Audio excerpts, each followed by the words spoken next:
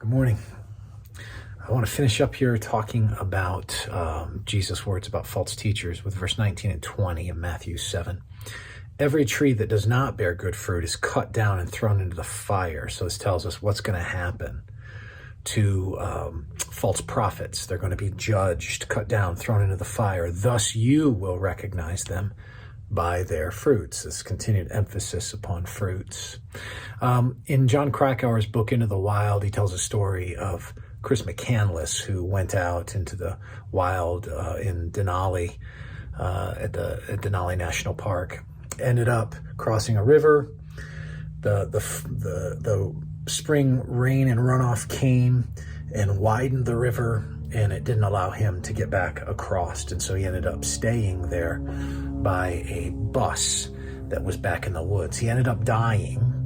And Krakauer talks about what was discovered upon his death. And it looks like one of the things that contributed significantly to his death is that McCandless ate the seeds of a wild potato whose roots are edible, but whose seeds have a toxic alkaloid that when you would take it into the body, it would prevent the body from receiving nourishment from other foods. So you take in this fruit, and this fruit ends up poisoning the system, right? In Jesus' day, people knew that there was a buckthorn that had little black berries that could easily be mistaken for grapes.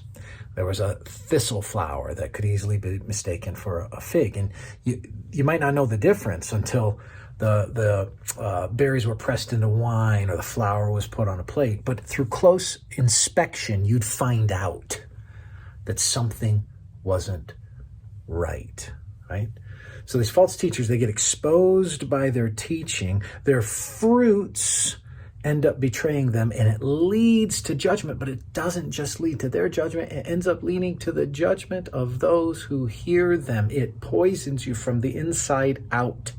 So therefore, you've got to scrutinize it close so that you're not poisoned from the inside out. You've got to be able to know so you can protect yourself and you can protect others. I know you're like, Brian, the last few days, you just keep saying the same thing. I know it's a big deal. Jesus kept saying it. How many verses here? Bad fruit, good fruit, bad fruit, good fruit. You'll know them by their fruits. He keeps saying it again and again because we have to emphasize this, because if we are not paying attention to it from the inside out, it'll rot us in our inner man and our inner woman. So guard it, and beware. Take care.